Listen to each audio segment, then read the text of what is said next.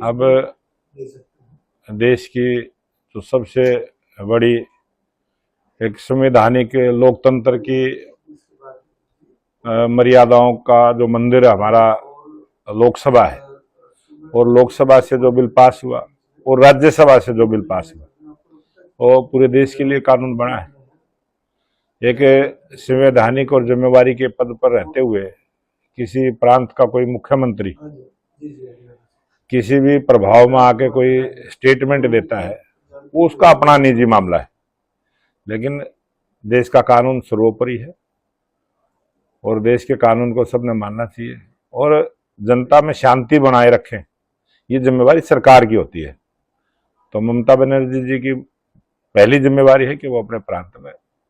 लोगों को समझा के शांति के रास्ते पर लेके आए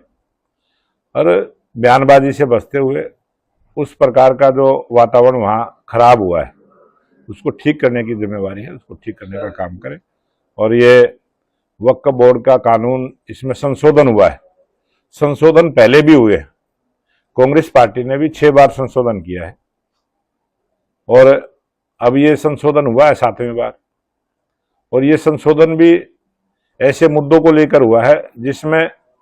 वक्फ बोर्ड के उस कानून की आड़ में जो लोग भ्रष्टाचार करते थे, जो गरीब मुसलमान भाई हैं, जो अनाथ बच्चे हैं, जो मुस्लिम बहनें हैं, उनको उसका लाभ मिले, वक्फ बोर्ड का लाभ मिले, इसके लिए वो संशोधन किया गया है। और जो कुछ लोग कानून की आड़ में भ्रष्टाचार करते थे, जमीनों के घोटाले करते थे, उन जमीनों को सुरक्षित रखने का भी काम, और गरीब मुस्लिम बहनों को, अनाथ बच्चों को, विधवा मुस्लिम बहनों को, और जो गरीब समाज, जो मुस्लिम समाज के गरीब आदमी हैं जिनको रहने को मकान भी नहीं है, उनके पास व्यवसाय करने के लिए स्थान नहीं है, इन लोगों को चिन्हित करते हुए उन गरीब भाइयों को उत्थान करने के लिए ये संशोधन बिल आया है। और ये सभी मुस्लिम भाइयों के लिए, ये उन सब गरीबों को जो अब तक उस सुविधा से वंचित रहे हैं, उन सबको इसका लाभ मिलेगा और बहुत बड़ा परिवर्तन इस वक्फ बोर्ड के माध्यम से होगा। तो कहीं ना कहीं लगता है क्या ममता बनर्जी जानबूझ के वहां की हिंसा को कंट्रोल नहीं कर रही है ताकि माहौल खराब रहे? अब वो जिम्मेवारी उसकी है, वो अपनी जिम्मेवारी को निभाए और ये समय आरोप प्रत्यारोप करने का नहीं है, ये आरोप लगाने का नहीं है, जिम्मेवारी को समझने का है। और ममता जी से मेरा निवेदन है कि वो बंगाल को बचाने के लिए अपनी पूरी ताकत लगाए और उस सारी व्यवस्था को ठीक ढंग से, सारी व्यवस्था ठीक ढंग करने के लिए अपना समय लगाए। वही ओवैसी जी ने भी एक बयान दिया है, उन्होंने कहा है कि प्रधानमंत्री मोदी की नीतियां इतनी अगर बेहतर होती तो मोदी जी को चाय बेचने की जरूरत नहीं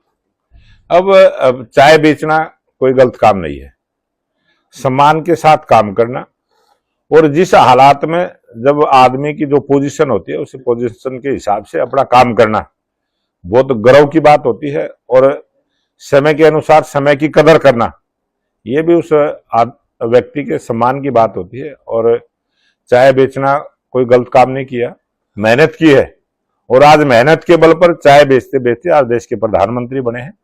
यही गुण है देश के प्रधानमंत्री नरेंद्र मोदी जी का। और देश की 140 करोड़ जनता ने उस भाव को समझा है और नरेंद्र मोदी जी को जो आशीर्वाद दिया है,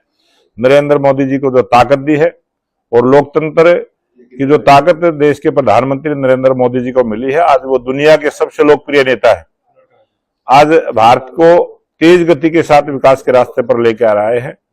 और मोदी जी चाहते हैं कि इस देश से गरीबी खत्म हो, यह देश विकसित राष्ट्र बने, उस काम पर लगे हैं। और ये बहुत बड़ा काम प्रधानमंत्री नरेंद्र मोदी जी ने किया। बयानबाजियां हो रही है, ये कुछ लोग अमर्यादित भाषा का प्रयोग करते हैं, अमर्यादित भाषा बोलकर खबरों की सुर्खियों में रहना चाहते हैं और उन्होंने कुछ नहीं करना, उनका विचार जिस प्रकार का है वो उनकी भाषा से समझ में आता है।